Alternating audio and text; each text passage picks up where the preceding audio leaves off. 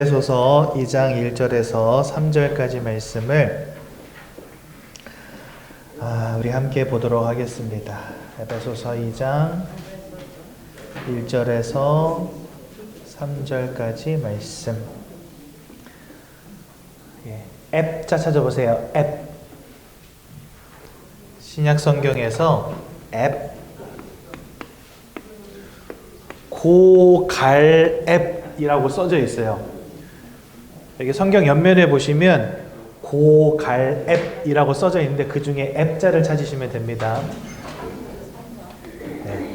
2장 1절에서 3절까지.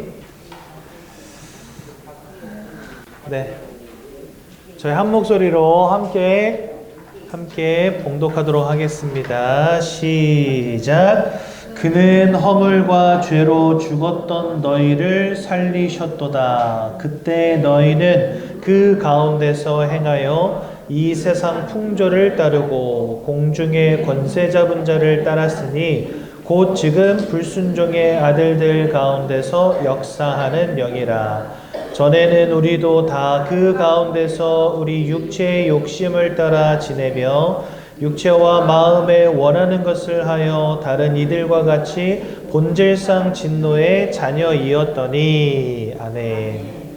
성경에 보면은요, 거라사라는 동네가 나옵니다. 근데 이 거라사라는 동네에요, 귀신 들린 한 사람이 있었다라고 성경 말씀하세요. 자, 여러분들 한번 생각해 보십시오. 여러분들 주변에 귀신 들린 사람이 있다. 그럼 여러분들 어떻게 하시겠어요? 여러분들이 하나님의 자녀가 아니고 그냥 하나님 안 믿는 사람이다 이렇게 가정해 봤을 때 귀신 들린 사람이 있다. 어떻게 하시겠습니까? 엄마야 무서워 이러면서 도망가야지. 그렇죠? 엄마야 무서워 이러면서 도망가시겠죠. 근데 이 거라사에 살던 사람들도 똑같았던 것 같아요. 그래서 엄마야 무서워하고 도망가는데 도망가면 이 귀신 들린 사람이 또 막 따라오니까, 그래서 한 가지 방법을 썼는데 그게 뭐냐, 쇠사슬로 온몸을 묶어가지고 무덤가에다가 붙잡아 놓은 거예요. 그러니까 여러분, 세상 사람들은요, 하나님을 알지 못하고 영적인 사실을 이해하지 못하면은요, 귀신 들린 사람들 쇠사슬로 묶어 놓는 거 외에는 할 게 없어요. 그렇지 않습니까? 근데 저희 교회에 예전에 저보다 키가 한 10cm 정도는 더 큰 덩치가 막 이런 청년이 하나 저희 교회에 왔었어요. 근데 이 친구가 귀신 들려 있었어요. 근데 여기 그 주차장 쪽에서 이렇게 화장실 옆으로 들어오는 길이 있잖아요. 화장실 문 바로 앞에서 이 친구가 발작을 한 거예요. 여러분, 저도 덩치가 엄청 크잖아요. 제가 누르면 앵간하면 사람들 못 움직이거든요. 저랑 그 다음에 우리 강반석 목사님, 혹시 여기 아시는 분들 계실지 모르겠는데, 강반석 목사님이랑 저랑 그 다음에 덩치 큰 청년이랑 셋이가 그 귀신 들린 친구를요 찍어 누르는데요 못 이겨요. 세 명이 한 명을 못 이겨요. 우와 이러는데 제가 막 날아갔다니까. 믿어지십니까? 제가 날아간 게 믿어지십니까? 그래가지고 우와 이러면 저거 오 이러면서 날아가고, 이야! 이러면 강 목사님, 우와! 이러면서 날아가고, 이야! 하면은 막 또 청년 하나 날아가고. 그래가지고, 3명이서 찍어 누르는데요. 안 돼요. 한 명을 감당을 못 해요. 귀신 들리는 사람. 근데 이 친구를 제가 사역을 하는데, 제 앞에 이렇게 앉아 있어요. 저도 앉아 있고. 그리고 이제 제가 찬양도 하고, 그리스도 선포하고, 이렇게 예배를 드리는데요. 얘가 이렇게 그냥 이러고 다리를 벌리고 탁 앉아있는데 표정이 어떻게 되냐면 이러면서 저를 봐요. 진짜 그래 한번 해봐라 이러면서. 근데 막 말씀 전하고 있는데 뭐가 이렇게 물 같은 게 이렇게 흘러나오는 거예요. 보니까 얘가 앉아가지고 오줌을 싸. 그 자리에서 오줌을 싸고, 제가 막 복음 전하고 찬양하는데 막 비웃고 앉아있고, 그랬던 친구가 저희 교회에 있었어요. 그러니까 그 친구의 엄마가 아들이 너무 심각하니까 우리 교회를 데려온 거예요. 그래서 복음 전하고 같이 예배드리고 하는 가운데 이 친구가 어떻게 됐을까요? 잘 됐겠지. 이 친구가 회복이 됐어요. 지금은 이제 다른 지역으로 이사 가서 저희 교회 다니진 않아요. 네. 저는요, 그 친구를 보면서요, 많은 거 생각했어요. 성경 속에 귀신 들린 한 사람에 대한 이야기가 나오잖아요. 거라사 광인. 쇠사슬로 묶어놓은 것밖에는 세상은 답이 없단 말이죠. 근데 희한하죠? 그리스도 예수가 그 인생에 지속적으로 선포되어지는데 사람이 치유되더라고요. 진짜 귀신과 흑암이 떠나가더란 말이죠. 저는 경기도 안성 사람인데요. 경기도 안성은 바우더기 축제라는 게 있어요. 근데 이 바우더기가 누구냐면 꽹가리 아무튼 그 뭐라 그러죠? 사물놀이를 기가 막히게 잘하는 아가씨였는데 젊은 나이에 요절해 버린 거예요. 이 바우더기라는 사람이. 그 이제 안성이 이 사물놀이패로 되게 유명한 동네거든요. 그러다 보니까 바우더기 축제가 생겼어요. 근데 이 바우더기 축제에서 항상 하는 게 뭐냐면 강신무, 그러니까 내림굿을 통해서 자기 몸에다가 귀신을 받아들이는 사람들, 그 무당들 가운데 작두 타는 사람 있죠. 날카로운 칼 위에 맨발로 올라가서 방방 뛰는 사람들. 이런 사람이 축제에 와서 구슬하고 가요. 근데 이제 저는 경기도 안성에 살다 보니까 바우더기 축제를 이렇게 몇 번 가봤거든요. 갔더니 그날도 무당이 작두 타려고 준비하고 있더라고요. 근데 여러분, 작두 탈 때 어떻게 타냐면요, 바닥에다가 빨간 천, 노란 천, 흰 천 쫙 깔아놔요. 작두 대를 이렇게 높게 세워놓고 그 밑에다가 천을 다 깔아놔요. 그리고 이제 작두 타러 올라가기 전에 몸에다가 귀신을 양껏 받아 넣는 거예요.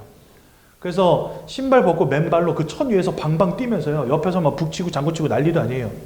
그래가지고 몸을 귀신으로 충만하게 만든 다음에 작두대로 뛰어 올라가는 거예요.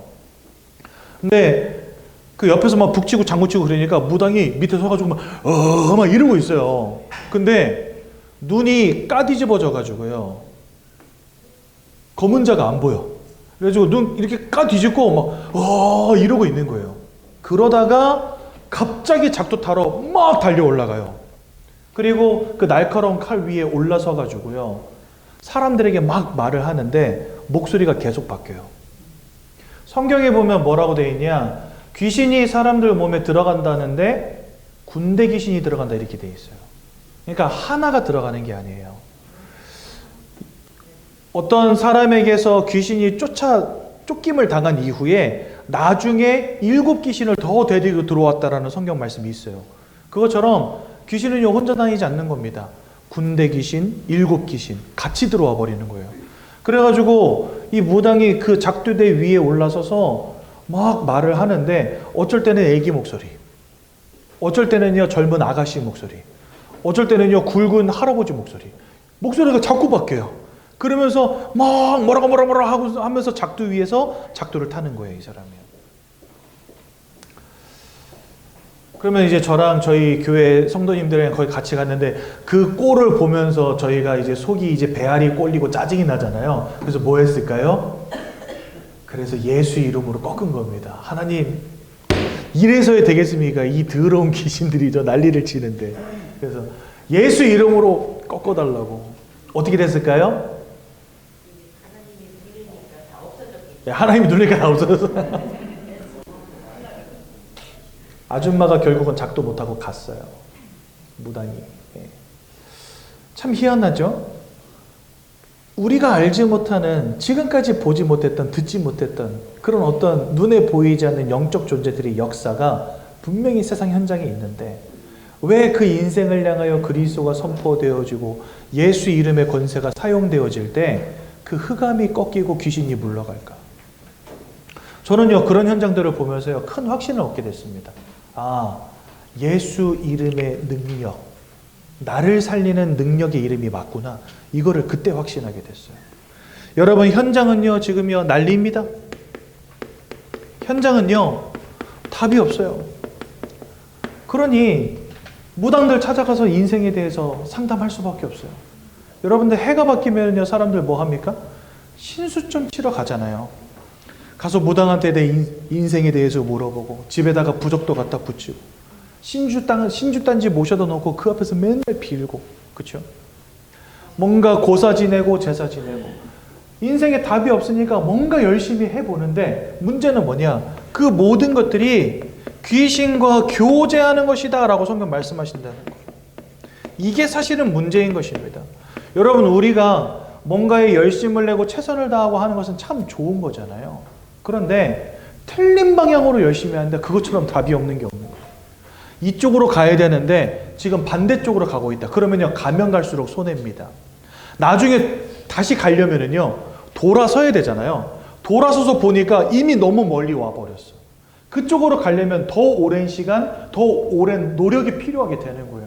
그러니까 열심히 하는 것은 좋으나 정확한 답이 뭔지 모르고 열심히 하는 것은요, 더 큰 불행, 더 큰 고통이 되는 겁니다. 사람들이 이 답이 없기 때문에 우상도 섬기고 종교도 따라가고 귀신 섬기는 것도 마다하지 않습니다, 여러분들. 돼지머리에 삶아도 넣고 콧구멍에 10,000원짜리 끼놓고 막 열심히 절하고 있다니까요. 그런데 성경은 그 모든 것이 귀신과 교제하는 거다라고 우리에게 가르치신다는 거예요. 얼마나 답이 없으면, 여러분, 우리가 기본적으로 공부 열심히 하고 돈 많이 벌면 성공하고 행복하게 살 수 있다. 어렸을 때부터 그렇게 배우지 않습니까? 근데 그거 아무리 해봐도 안 되니까 그때부터 사람들이 뭐 하냐? 무당 찾아가는 거예요. 고사도 지내는 거예요. 제사도 지내는 거예요. 제가 왜 이렇게 말씀드리냐면, 여러분 보세요. 어느 날 여러분들 인생 살아가는데 인생에 문제 턱 터졌다. 그러면 가장 먼저 뭘 생각합니까? 내가 제사라도 한번 지내봐야 되나? 무당 불러다가 푸닥거리라도 한번 해봐야 되나? 사람들은 생각이 글로 간다니까요. 왜 그런지 아십니까? 저와 여러분들이 영적 존재이기 때문에. 영적인 것을 고민해요, 그때는요. 근데 문제는 뭐냐? 하나님이 누구신지 모르고 예수가 누군지 모르니까 이거 한번 해봐야 되겠다 라고 찾는 게 다 우상 섬기고 종교 따라가고 귀신 섬기는 거라는 거예요. 근데 그 모든 것들이 더 큰 불행, 더 큰 고통을 가져다 준다는 사실. 그럼 도대체 여러분, 이 현장은 우리가 무엇으로만 살릴 수 있습니까? 제가 아까 귀신 들린 그 청년 이야기한 이유가 뭔지 아세요? 바오더기 축제에 무당이 왔다가 군 못하고 갔다는 이야기 한 이유가 뭔지 아십니까? 예수 그리스도 외에는 이 답이 없는 현장 살릴 방법이 없다는 겁니다. 방법이. 그래서 오직 예수가 전파될 때 그때야 비로소 현장은 변화될 수 있다는 사실. 저는요, 예수 만나고 그 인생이 바뀐 사람들, 예수 만나고 현장이 바뀐 것들 너무 많이 봤어요. 진짜 그렇습니다. 그래서 여러분들, 지난주에는 예수를 만날 때 개인의 인생이 바뀐다라는 말씀을 강단에서 선포하셨거든요, 목사님께서. 이번 주는 현장 또한 이러한 사망의 문제, 귀신의 역사에 붙잡혀 있기 때문에 오직 예수 그리스도 외에는 답이 없다라는 말씀을 오늘 또 주셨어요. 이 자리에 계신 여러분들은 진짜 복받은 사람들입니다. 세상적으로 볼 때는 복이 아니에요. 세상적으로 볼 때는. 세상 사람들이 원하는 복은 뭡니까? 건강하게 오래 살고 돈 많이 벌고, 그렇죠? 잘 먹고 잘 사는 거. 이게 세상 사람들이 원하는 복이잖아요. 그 기준에서 볼 때 지금 여러분들 말씀 듣겠다고 와 있는 이 모습이 세상 사람들에겐 복으로 보일까요? 우째 복으로 보입니까, 그게? 어떻게 보이겠어요? 어이구, 저 등신들. 여러분들 보세요. 요즘에는 이제 주 5일째지만 옛날에는요, 주 6일 공부하고 일했잖아요. 유일하게 쉬는 날이 언제입니까? 주일이잖아요. 근데 교회 가는 사람들 특징이 뭐예요? 아침부터 머리 감고 화장 이쁘게 하고 정장 입은 다음에 옆구리에다 성경책 끼고 이러고 교회 가잖아요. 그럼 사람들이 뭐라 그래요? 야, 유일하게 쉬는 날까지 왜 저러고 사냐 이러면서, 그쵸? 그리고 뭐 와가지고 뭐 말씀 전할 때 아멘 이러고 있으면 사람들이 볼 때는요, 저 광신도들 이렇게 생각할 수밖에 없잖아요. 그래요, 안 그래요? 그런데 진짜 하나님이 살아계시고 귀신의 존재가 있고 천국과 지옥이 있고 예수 이름의 능력이 분명하다면 지금 여러분들은 세상 사람들이 모르는 최고의 축복 가운데 들어와 있는 것이 확실합니다. 그렇죠? 그래서 예수를 통해서 내가 구원의 축복을 누리고 하나님과 함께하는 응답을 누린다는 게 인생에 얼마나 큰 축복인지 오늘 발견하는 귀한 날 되시기 바랍니다. 성경은요, 하나님께서 사람 창조하셨다라고 말씀하십니다. 네. 그런데요, 이 창조의 참된 증거가 뭐냐? 창세기 1장 27절에 보니까요. 하나님께서 사람을 하나님의 형상대로 창조하셨다 그랬는데 하나님은 육신을 갖고 계지 않으세요. 영으로 존재하시는 분이세요. 그래서 하나님을 닮은 존재인 우리는 영적 존재다라고 성경 말씀하십니다. 여러분들 인생 살면서 여러분들이 한 번이라도 영적 존재라고 생각해 보신 적이 있습니까? 아마 없을 겁니다. 우리는요, 육신을 가졌죠? 마음을 가졌죠. 그래서 세상 사람들은 어디까지만 이해하냐? 사람은 생각하는 동물이다 이렇게 말해요. 생각한다는 것은 이성과 생각을 가졌다는 것이고 동물이다라는 것은요, 육신을 가졌다는 거예요. 사람을 두고 생각하는 동물이다 이렇게 말합니다. 그런데 성경은 그렇게 말씀하지 않으세요. 우리가 영혼을 가진 영적 존재다라고 말씀하십니다. 그럼 여러분, 영적 존재라는 가장 큰 증거는 뭘까요? 영적 행위를 한다는 겁니다. 아니, 어저께 쇼츠를 제가 잠깐 보는데 그 쇼츠에 뭐가 나오냐면요.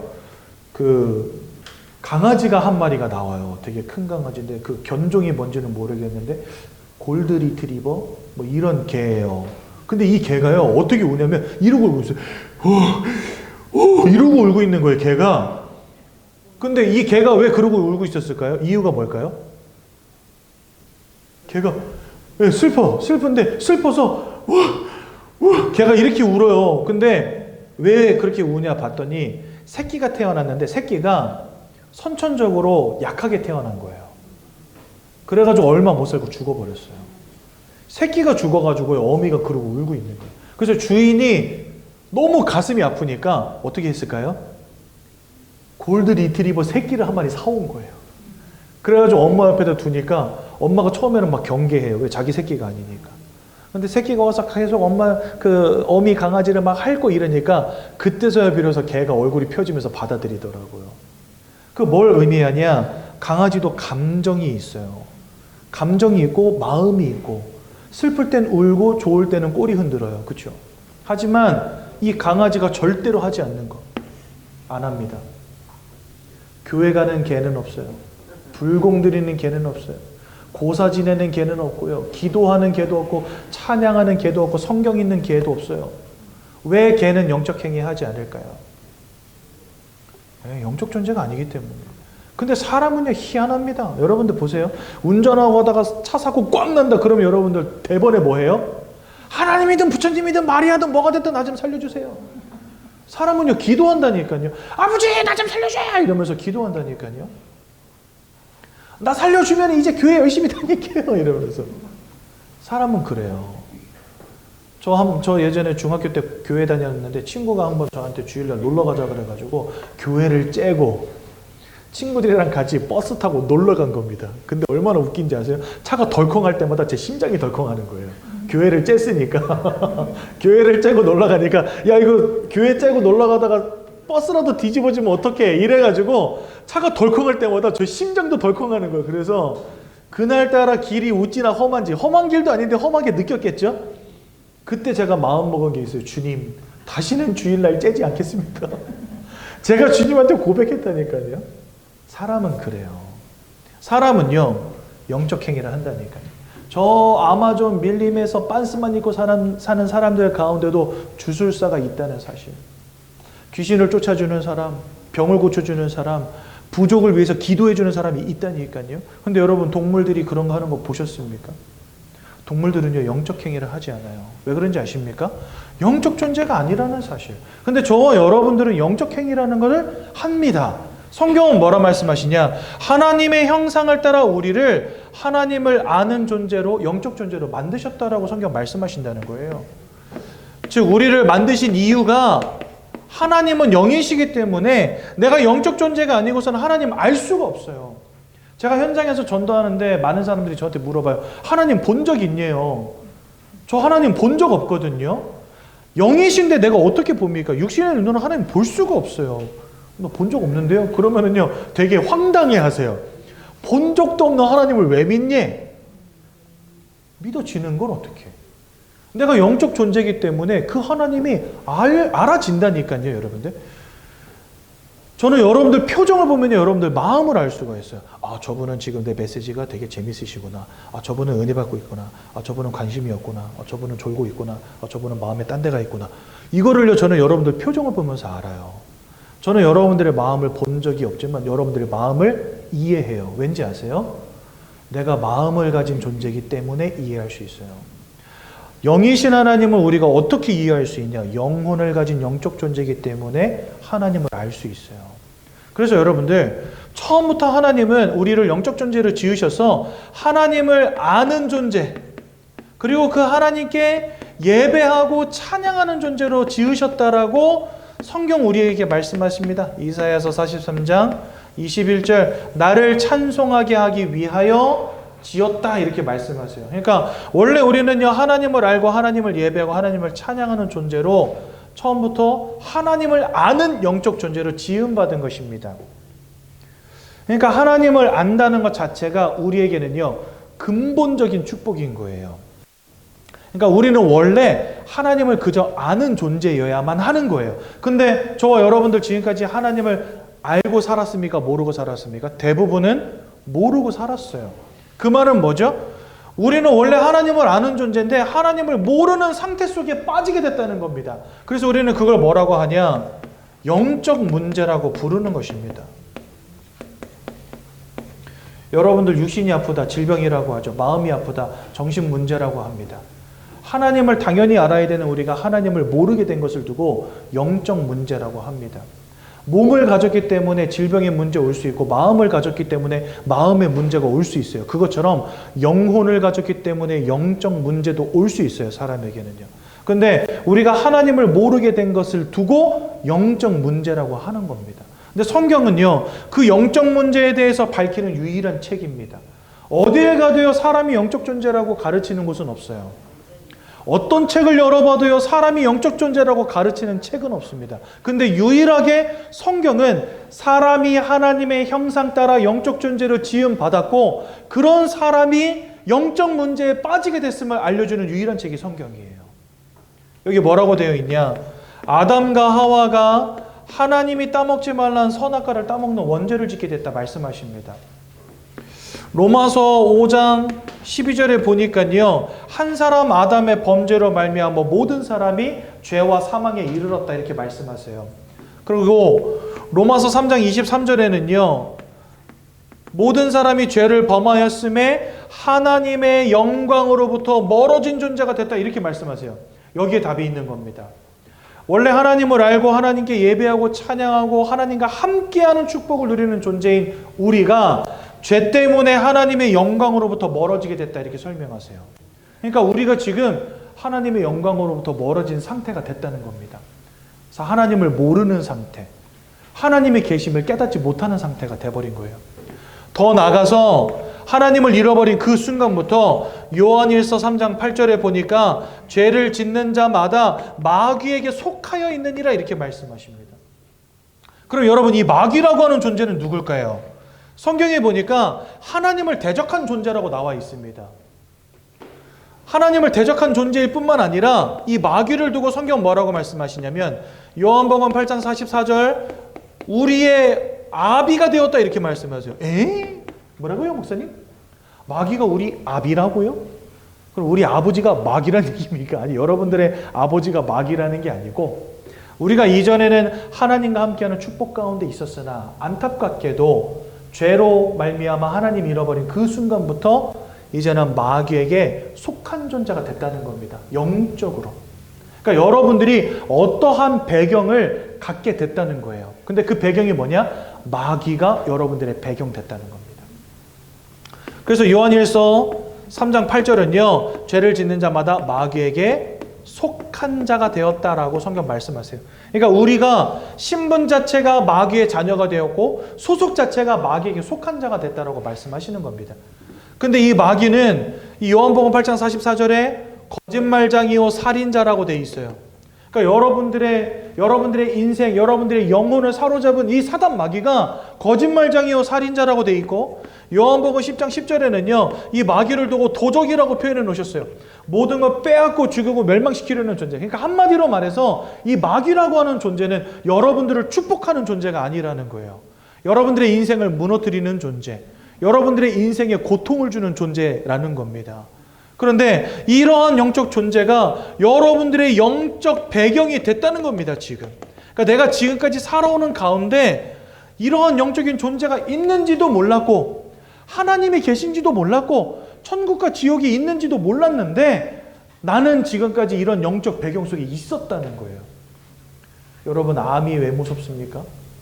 나도 모르는 사이에 몸속에서 자라나요. 그리고 그 작은 세포 덩어리가 내 생명을 위협해요. 그러다 보니까 여러분들 뭐 합니까? 1년에 한 번씩, 2년에 한 번씩 암 검진 받잖아요. 저도 요번에 이제 짝수해기 때문에 또 이제 국가검진 받으러 가야 됩니다. 맨날 문자 날라와요. 연말에 가시면 병원이 붐비오니 상반기에 가셔서 편하게 검진 받으십시오. 근데 제가 2년 전에 건강검진 받았는데 대장에서 용종을 몇 개 뗐어요. 올해도 가서 이제 또 해야 됩니다. 왜 해요? 건강하게 오래 살고 싶으니까. 그리고 그렇게 검진하지 않고서는 내 몸이 어떤지 알 수가 없으니까. 그러니까 사람들이요, 진짜 건강 신경 쓰시고 하시는 분들은요, 이런 거 되게 철저하게 하시더라고요. 저는 건강에 별로 관심이 없어가지고, 사실은 지금 벌써 올해 나이가 47이거든요. 그럼 벌써 만으로 40세 됐을 때부터 건강검진 받을 수 있어요. 그러니까 작년에 처음 받았으니까 몇 년을 제가 건너뛴 거예요. 건강검진 이런 거 안 받고, 몰라, 아직 젊은데 뭐 이런 걸 받아, 이러면서 그냥 건너뛰었는데, 재작년에 갔다가 깜짝 놀랐죠. 용종 떼고. 그래서 이제 올해도 지금 눈에 불을 켜고 언제 갈까 지금 스케줄 관리하고 있어요. 가서 검진 받으려고. 그런데 우리가 알지도 못한 채 우리의 영적 배경 속에 이 흑암이라고 하는 존재가 자리 잡고 있었다는 겁니다. 근데 여러분, 이게 왜 중요한지 아십니까? 사람은요, 영혼을 가진 존재고, 마음을 가진 존재고, 육신을 가진 존재입니다. 근데 마음이 무너지잖아요? 몸이 아파요. 사람은 그래요. 마음이 무너지잖아요? 몸도 아파요. 그래가지고요, 뭐 큰 스트레스 받잖아요. 그러면요, 들어 누워서 일어나기가 싫어. 온몸에 힘이 쭉 빠져가지고. 그러다가 병까지 와요. 여러분, 상사병 아시죠? 너무 사랑하는 여자가 있는데 이 여자가 나를 안 봐줘. 그럼 어떻게 돼요? 알아 누워. 못 살겠다 이러면서. 사람이요, 마음이 아프면 몸도 아프고, 몸이 아프면 마음도 아파요. 왜 그런지 아십니까? 몸하고 마음이 하나예요. 분리가 안 돼요. 여러분들 외국 가는데 마음은 한국에다 두고 갑니까? 절대 그렇게 안 됩니다. 그렇죠? 하나기 때문에. 그래서 어느 한쪽이 무너지잖아요? 다른 한쪽도 무너져요. 그런데 만약에 사람이 영혼을 가진 존재가 맞다면, 우리가 어떤 영적 배경 속에 있느냐가 여러분들 마음, 여러분들이 육신 영향 받겠습니까? 안 받겠습니까? 반드시 받습니다. 그래서 우리에게 어떤 영적 배경이 있느냐가 중요한 거예요. 그런데 여러분들 지금까지 이런 거 신경이나 쓰셨어요? 내가 어떤 영적 배경 속에 사는지 관심이나 있으셨어요? 왜 없었을까요? 잃어버렸어. 하나님을 잃어버렸어요. 그리고 철저하게 사단에게 사로잡히게 됐는데, 고린도후서 4장 4절에 이런 말씀이 나옵니다. 세상의 신, 즉 이 마귀가 사람들의 마음을 가리워서 하나님도 알지 못하게 하고 하나님의 형상이신 예수도 알지 못하게 했다, 이렇게 돼 있어요. 그러니까 여러분들이 지금까지 이 영적 사실을 까마득히 몰랐던 이유가 뭐냐? 이 거짓말장이, 살인마, 도적 같은 놈이 여러분들로 하여금 하나님 알지 못하도록 만들었다는 겁니다. 근데 우린 영적 존재로서 영적 배경, 하나님이 함께 하시는 영적 배경의 축복을 누려야 되는데 이거 전혀 모르게 만들어 놔버린 거예요. 그러니까 그 속에서부터 사람들의 마음도 병들고, 생각도 병들고, 삶도 병들고, 육신도 병들게 만들어버린 거예요. 누가요? 이 사단이라고 하는 존재가. 알아야 싸울 거 아니에요. 알아야 고칠 거 아니에요. 알아야 변화될 수 있을 거 아니에요. 몰라. 그러니까 세상은요, 절대 불가능, 뭔가 원치 않는 실패의 흐름 속에 살면서도 이게 왜 오는지도 모르고 어떻게 바꿔야 되는지도 몰라. 영적 존재인 우리가 영적 사실을 모르니까 아무것도 못하는 거예요. 여러분, 그 이번 주에 그 저희 전도사님의 아드님 한 분이 심장 수술을 받았어요. 근데 이 심장 수술이 개발된 지가 40년 됐대요. 그래서 동일한 질병을 가진 사람 중에 나이 40세를 넘긴 사람이 우리나라에는 없대요. 왜? 40년 전에야 비로소 이 수술이 시작됐으니까 그 전 사람들은 다 죽은 거예요. 치사율 100%. 근데 이 수술 방법이 생기고 난 다음부터는요, 사람들이 대부분 살아남게 된 거예요. 그래서 우리나라에 이 동일한 질병을 가진 사람들 가운데 40세를 넘긴 사람이 한 명도 없어요.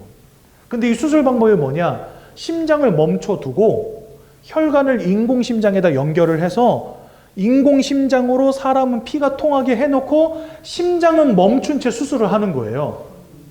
그러니까 여러분 그 수술을 8시간을 했거든요. 그러니까 내 진짜 심장은 8시간 동안 안 뛰고 있는 거예요. 근데 이걸 현대의학이 해냈다는 거예요. 그러니까 옛날에는 이 의술이 없으니까 어떻게 뛰는 심장을 8시간을 멈춰놓고 나중에 수술 끝난 다음에 다시 뛰게 해야 되잖아요. 근데 이걸 어떻게 하냔 말이죠. 그러니까 40년 전까지는 이 기술이 없었던 거예요.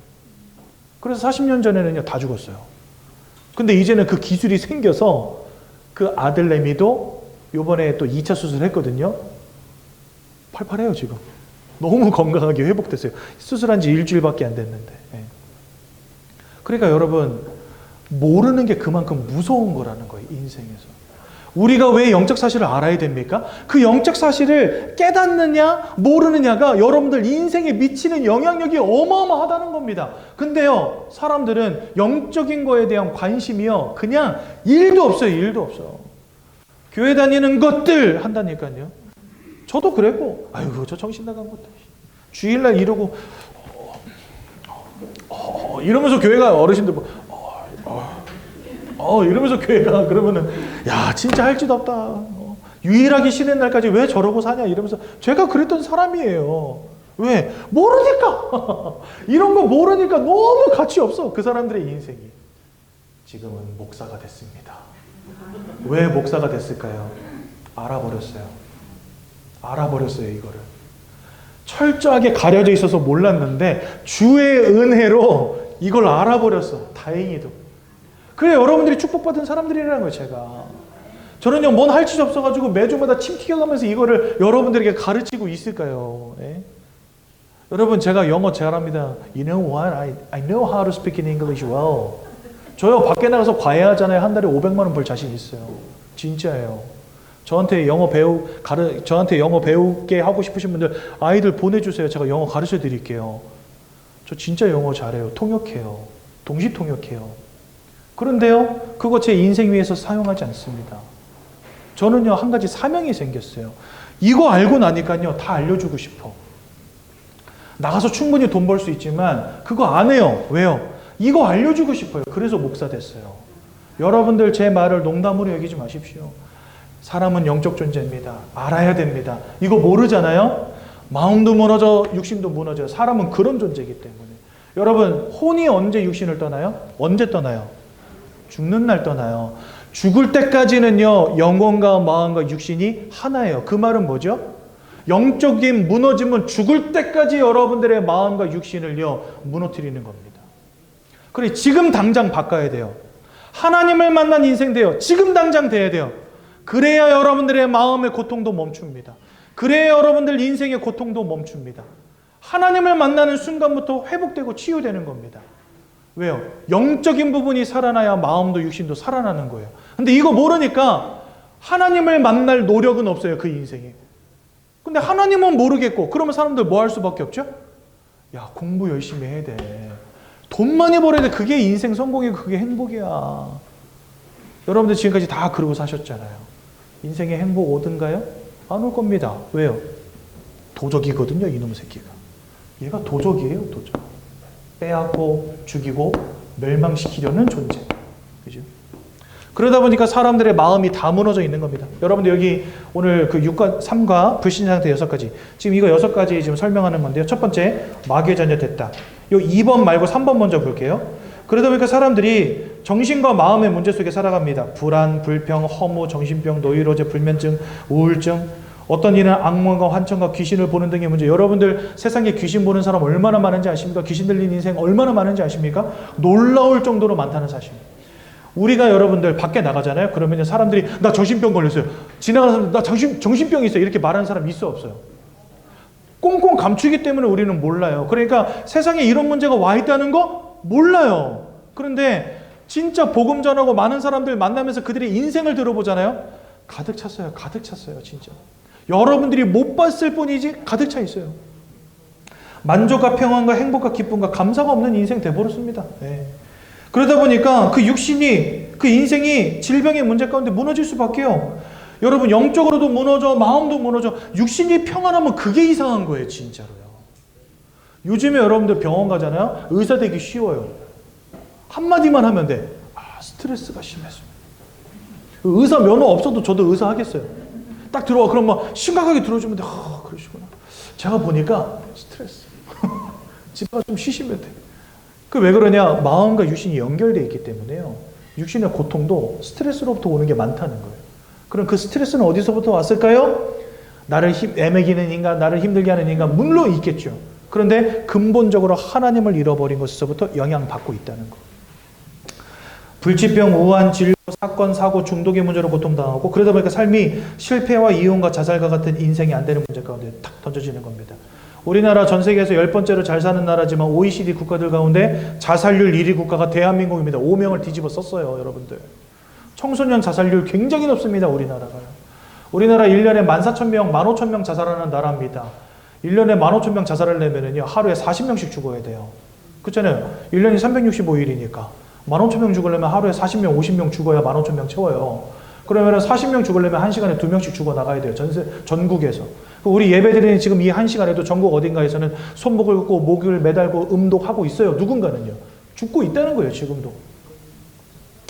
이렇게 살다가 내세 문제입니다. 히브리서 9장 27절에 누구든 한 번 죽는 것은 정해져 있고 그 이후에는 하나님의 심판이 있다. 심판 이후에는 어떻게 됩니까? 마귀에게 속한 자 지옥으로 들어가는 거예요. 왜요? 지옥 자체를 하나님이 마귀를 가두기 위해서 만든 곳이기 때문에. 아까 우리가 누구에게 속했다 그랬습니까? 마귀가 우리 아비고 내가 아비에게 속한 자가 됐어요. 그럼 어떻게 되는 거예요? 같이 들어가는 거예요. 마귀랑 같이. 아버지 집으로 가는 겁니다. 여러분들 명절 때 아버지 집으로 가시잖아요. 옆집으로 안 가요. 옆집 가서 초인종 누르고 아버지 나왔어요. 그러면 미친놈 소리나 듣지. 근데 내가 아무리 못났어도 아버지 집에 가서 초인종 누르잖아요. 그러면 아버지가 버선발로 나와가지고 아이고 우리 아들 왔냐 우리 딸 왔냐 안아주죠. 우리는 아비 집으로 가는 겁니다. 지옥이 누구의 집입니까? 마귀의 집이에요. 우리는 어디로 가요? 지옥 가는 거예요. 마귀에게 속한 자이기 때문에. 또한 후대 문제. 여러분들의 후대. 나의 나쁜 영향력, 가정의 실패의 흐름, 가문의 실패의 흐름이 그대로 후대에게 내려가는 겁니다. 여러분 삼성의 이부진 사장 아시죠? 유전병이 있대요. 유전 내력이 있대요. 우리나라에서 돈 제일 많은 가문 아닙니까? 우리나라에서 가장 성공한 기업 아닙니까? 그런데요, 그 이부진 여사장 걸을 때 어떻게 걸었냐면 이렇게 걸어요. 다리가 망가져가지고 유전병 때문에 제대로 못 걸어요. 가문의 내력. 이 실패의 흐름이 끊이질 않아요. 내려가고 또 내려가는 겁니다. 흑암의 역사 속에서 개인도 가정도 가문도 다 고통 속에 살아가는 거예요. 어떤 일은 육신의 고통으로, 어떤 일은 마음의 고통으로, 어떤 일은 영적인 고통으로. 이 흐름을 어떻게 끊습니까? 예수 외에는 안 된다는 거죠. 그래서 우리는요, 영적 사실도 알아야 되고 예수 이름의 능력도 알아야 되고 우리 인생을 무너뜨리는 사단의 역사도 알아야 된다는 겁니다. 그렇죠? 그거 모르면 고칠 수가 없어요. 우리가 왜 병원에 가서 진단받습니까? 내 몸이 왜 이런지 알아야 고칠 거 아니에요. 여러분들도 여러분들 인생이 무엇인지를 이해하셔야 된다는 겁니다. 마음을 가진 육신적인 존재로 나를 바라본다면 여러분들 평생 답을 찾을 수 없어요. 내가 바로 하나님의 형상대로 창조되어진 영적 존재인데 하나님과 함께하는 이 축복 잃어버리고 마귀에게 사로잡힌 존재가 되었고 거기서부터 내 인생 모든 문제가 왔구나 정확하게 알고 시작해야 거기서부터 여러분들 인생을 치유해 나갈 수 있는 겁니다. 그러면 이 영적 문제 어떻게 치유합니까? 이거 원죄와 하나님 떠난 문제와 마귀의 문제 이거 어떻게 치유합니까? 하나님이요 우리에게 구원자를 보내주시겠다 했는데 이 구원자의 이름이요, 성경에는요 3가지가 나타나요. 3가지보다 더 많이 있어요. 근데 크게 3가지예요. 첫 번째가 뭐냐, 창세기 3장 15절에 보면은 여자의 후손이라는 이름을 주셨어요. 여자의 후손이라는 분이 나타날 거다, 이렇게 하나님 말씀하셨거든요. 근데 여자의 후손이 와서 뭐 한다 하셨냐, 사단의 머리를 깨트려 버릴 거다, 이렇게 말씀하셨어요. 우리 인생을 사로잡은 이 사단의 권세를 깨트려 버리기 위해서 이 땅에 오실 여자의 후손, 그분이 바로 누굽니까? 그분이 바로 예수다. 성경이 이렇게 말씀하시는 겁니다. 그래서 저는 옛날에 어이구 저 예수 믿는 것들 했었는데, 이 사실을 알고 나니까 제가 예수 믿는 사람이 됐어요. 여러분들 예수 믿어야 삽니다. 이 여자의 후손 와서 참 왕으로 사단의 권세를 깨트려 버린 겁니다. 또 두 번째, 이 구원자의 두 번째 이름은 뭐냐, 바로 예수입니다. 예, 요 예수. 예수라는 이름의 뜻은 자기 백성을 그들의 죄에서 해방할, 구원할 자, 이런 의미 갖고 있어요.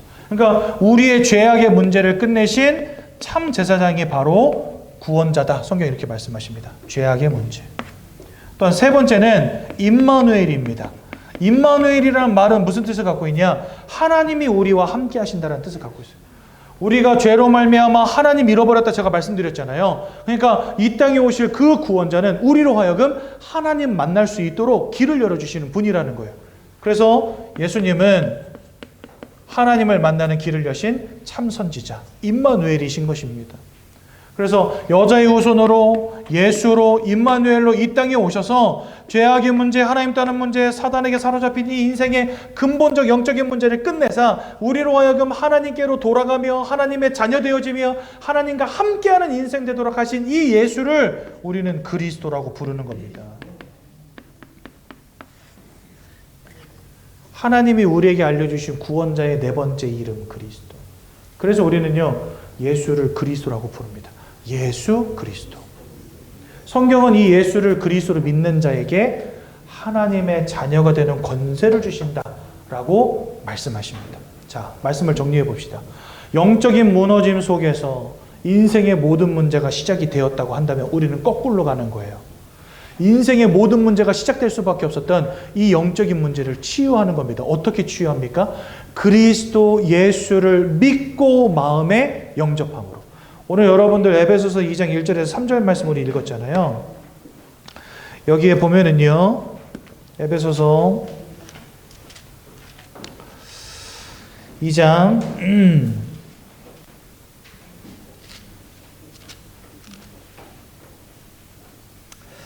에베소서 2장에 보면은 4절에 이렇게 되어 있습니다. 긍휼이 풍성하신 하나님이 우리를 사랑하신 그 큰 사랑을 인하여 5절 허물로 죽은 우리를 그리스도와 함께 살리셨고 6절 또 함께 일으키사 그리스도 예수 안에서 함께 하늘에 앉히시니 7절 이는 그리스도 예수 안에서 우리에게 자비하심으로써 그 은혜의 지극히 풍성함을 오는 여러 세대에 나타내려 하심이라. 그러면서 8절에 이렇게 말씀하세요.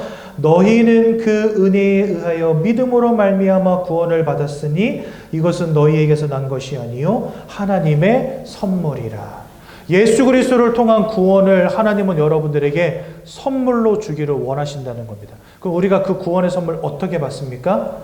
영접하는 자, 그 이름을 믿는 자에게는 이 선물을 다 주신다 돼 있어요. 여러분, 많은 사람들 착각하는 것 중에 하나, 내가 열심히 최선을 다해서 잘 믿어야 구원받는다 생각해요.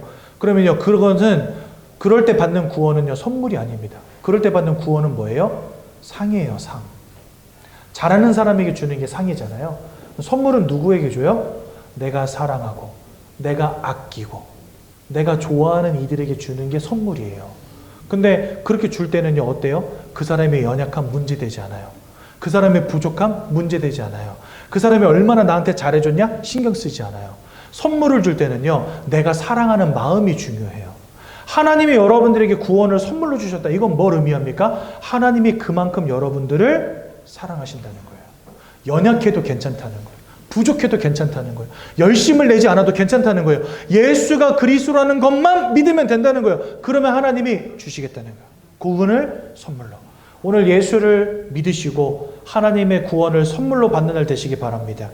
그래서 예수님의 하나님의 자녀되라고 저희가 친히 영접 기도문을 15페이지에다가 잘 써놨어요.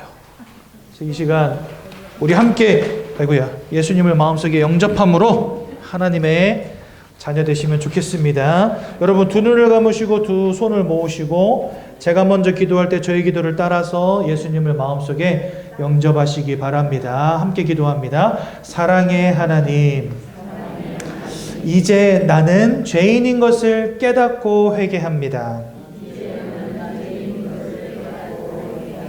지금까지 하나님을 떠나 사단의 지배 아래 묶여 종노릇하며 살았습니다. 그러나 예수님이 저를 위하여 십자가에서 죽으시고 3일 만에 부활하신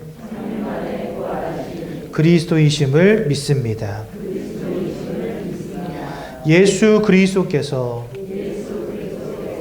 하나님을 만나는 유일한 길이 되시며 사단의 권세를 꺾으시고 모든 죄와 저주와 재앙에서 나를 해방하신 그리스도 되심을 믿습니다. 지금 이 순간 내 마음의 문을 열고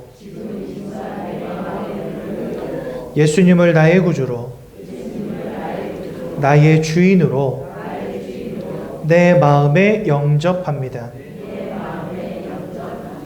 나를 구원해 주심을 감사드립니다. 앞으로 하나님의 말씀과 뜻대로 살겠습니다. 지금부터 일평생을 세밀히 인도해 주옵소서. 예수 그리스도 이름으로 기도합니다. 아멘. 제가 한번 기도하겠습니다. 하나님 은혜 감사합니다. 우리 귀한 성도님들을 구원하신 감사합니다. 일평생 예수의 비밀을 알고 하나님을 바라보는 인생 될 수 있도록 축복해 주옵소서. 예수님 이름으로 기도드렸습니다. 아멘.